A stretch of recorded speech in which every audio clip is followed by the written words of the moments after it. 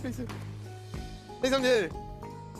संविधान में इतनी अच्छी अच्छी चीजें रखी गई है ना कि आप देखना, जो संविधान को अच्छे से पढ़ा है ना, वो अम्बेडकर साहब को कभी कुछ नहीं बोलेगा। वो समझेगा कि इस इंसान ने 100 साल आगे तक की चीजें रखा है। इस अम्बेडकर साहब ने इस संविधान को लिखा, बड़े बड़े लोग जो पढ़ के IAS IPS टॉप करते हैं लोग ना, या फिर जो बड़े बड़े टीचर प्रोफेसर हो जाते हैं, भाई उनका लिखा किताब पढ़ा रहे हो, सोचो इतना बेहतरीन किताब है, हर चीज को लिखा गया है। और 100 साल बाद क्या जरूरत पड़ेगी, उस इंसान ने आज से 80 साल पहले लिख के रखा।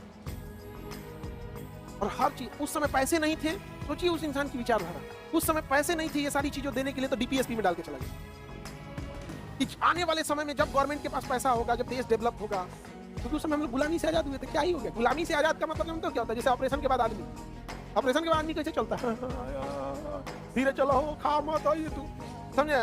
गुलामी के बाद देश कैसे चल रहा था, वैसे ही चल रहा था। पहले ढकेल दिया चाइना में, युद्ध हो गया था चाइना से। अब मान के चलो कोई ऑपरेशन से निकल है, डॉक्टर का 10 दिन तक आराम से चलिए, जब तक टाका न कटा, में कोनो मार दे धा जाएगा।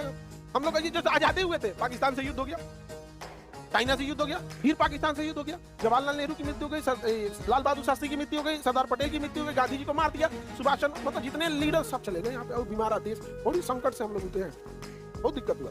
तो आपको 43 समझ में आ गया? कोऑपरेटिव का मतलब समझ में आ रहा है?